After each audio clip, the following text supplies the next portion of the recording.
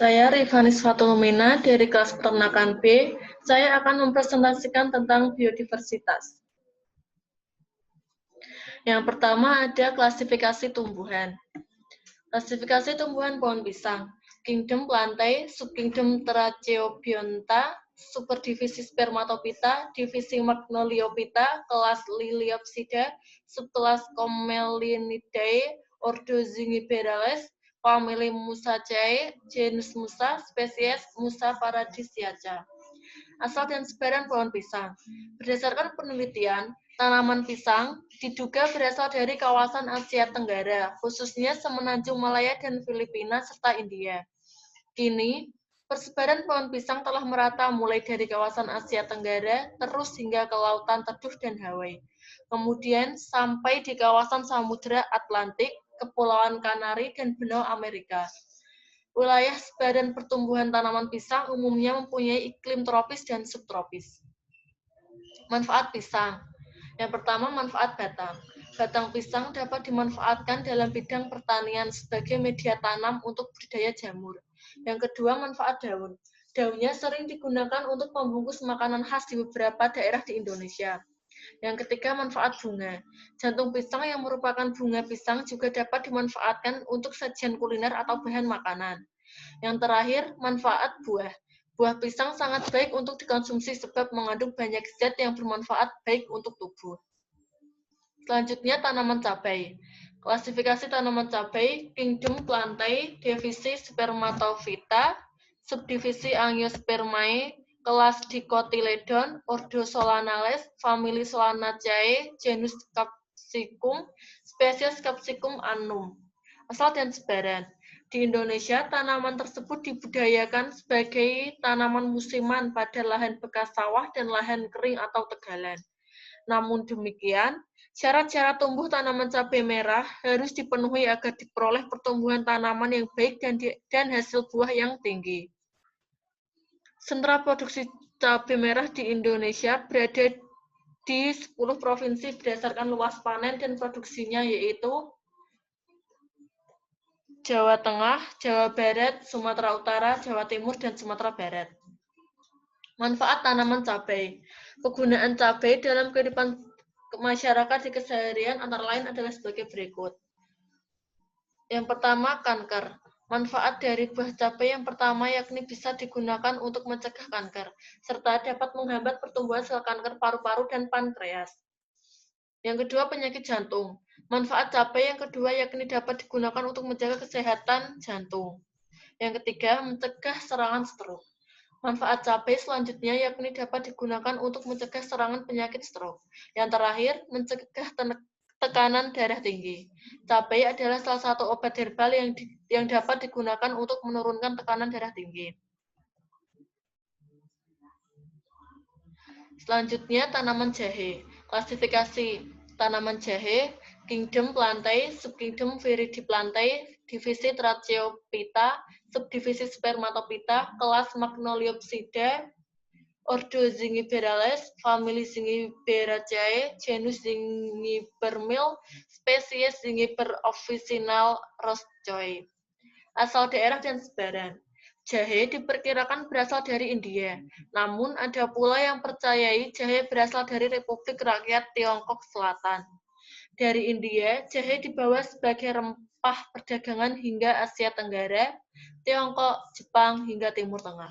Kemudian, pada zaman kolonialisme, jahe yang bisa memberikan rasa hangat dan pedas pada makanan segera menjadi komoditas yang populer di Eropa.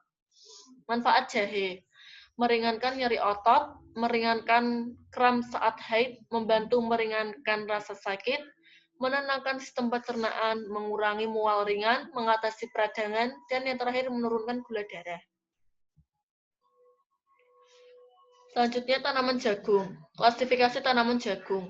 Kingdom Plantae, divisi atau filum Angiospermae, kelas Monocotyledonae, ordo atau bangsa Poales, famili atau suku Poaceae, genus atau marga Zea, spesies atau jenis Zeamais.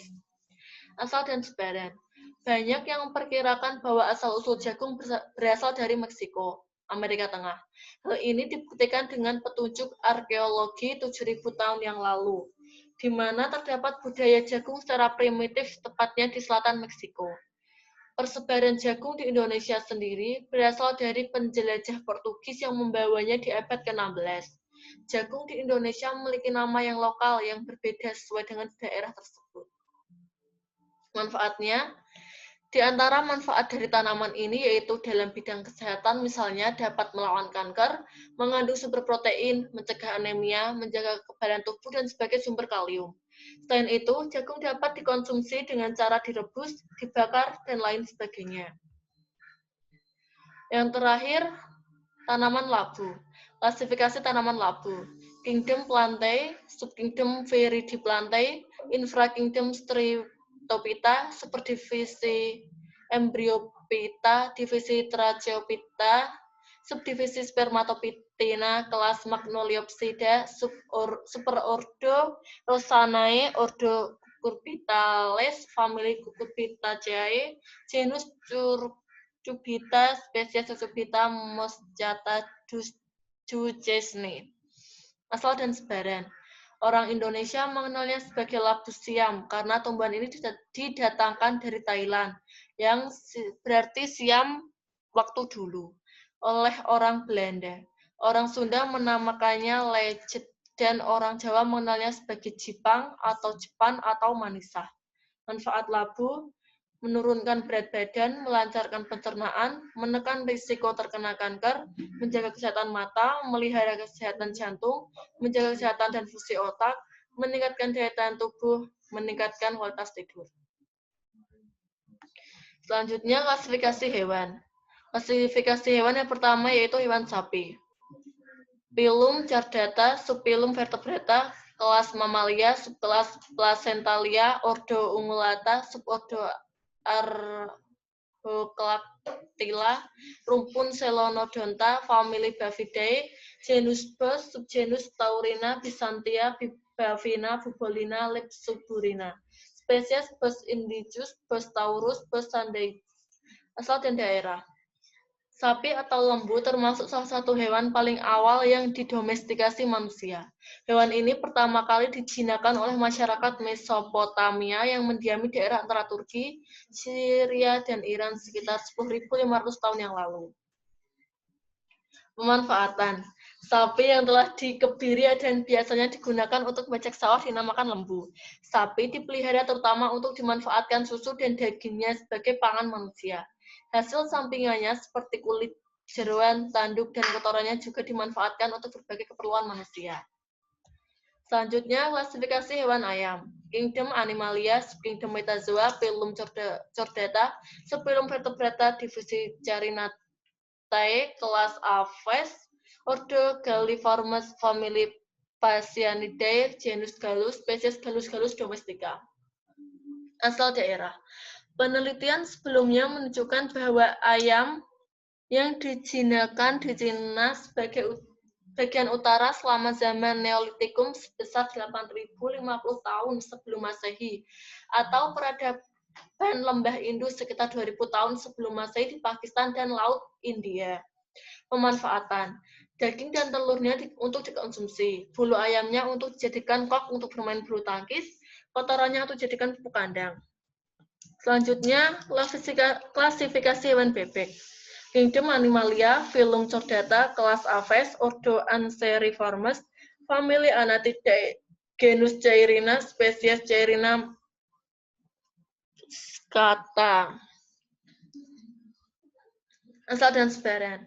Saat ini itik banyak dibudidayakan daerah Sumatera, Nanggroe Aceh Darussalam, Sumatera Utara, Sumatera Utara, Pulau Jawa yang meliputi Cirebon, Jawa Barat, Brebes, Tegal, Jawa Timur, dan Mojosari, Jawa Timur, Kalimantan, Sulawesi Selatan, dan Bali. Bebek Peking atau itik Peking adalah itik yang berasal dari Cina. Pemanfaatan, menjaga kinerja otot, mencegah anemia, struktur tulang dan gigi menjadi semakin kuat dan sehat, menambah vitalitas pada pria, mempercantik dan menyehatkan kulit, menjaga kesehatan rambut, dan memperlancar sistem pencernaan.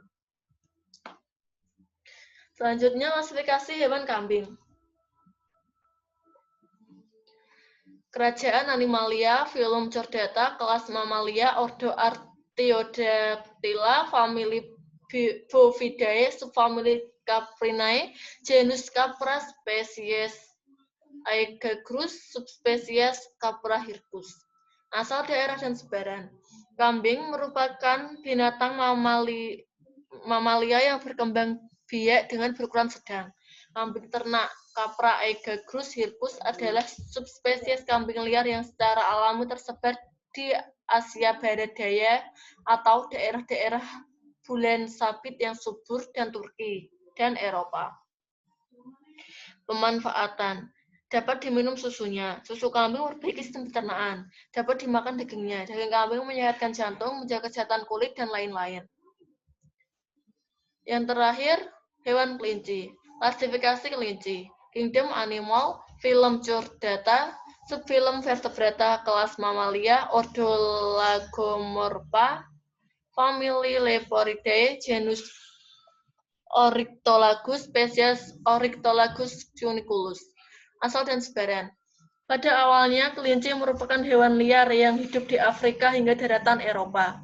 Setelah manusia berimigrasi ke berbagai benua baru, kelinci pun turut menyebar ke berbagai pelosok benua baru, seperti Amerika, Australia, dan Asia. Pemanfaatan. Kelinci dapat dimanfaatkan sebagai obat penyakit asma, meningkatkan vitalitas dan libido pria, membantu perkembangan tubuh anak, baik untuk jantung, memperbaiki metabolisme tubuh, cocok sebagai menu diet, membantu kesehatan janin selama mengandung, dan yang terakhir menjaga kesuburan wanita.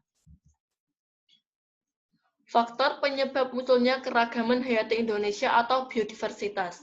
Yang pertama, iklim tropis yang memungkinkan banyak spesies untuk berkembang. Yang kedua, letak geografis antara dua benua, sehingga memiliki spesies yang dipengaruhi kedua benua. Yang terakhir, bentuk geografis berupa kepulauan yang menimbulkan banyak spesies endemik. Solusi dan pencegahan permasalahan dari biodiversitas yang bisa dilakukan, ada beberapa cara yang dapat dilakukan manusia untuk melestarikan keanekaragaman hayati, yaitu dengan reboisasi, tebang pilih, pengendalian hama, dan pelestarian alam. Reboisasi adalah pemulihan lahan yang rusak dengan cara menanam kembali tanaman atau pohon-pohon yang terdapat di wilayah tersebut. Tebang pilih adalah proses seleksi untuk menentukan pohon-pohon mana yang layak ditebang, sehingga jumlah pohon di wilayah tersebut tidak berkurang secara signifikan. Pengendalian hama secara biologi dapat dilakukan dengan melepaskan atau mengembangbiakan predator alami ke habitat tersebut. Sementara itu, pelestarian alam adalah tindakan untuk menjaga spesies tertentu dari kepunahan. Pelestarian alam dapat dilakukan secara in situ maupun ex situ. Pelestarian alam in situ dilakukan di habitat asli spesies tersebut, sementara pelestarian alam ex situ dilakukan di luar habitat aslinya.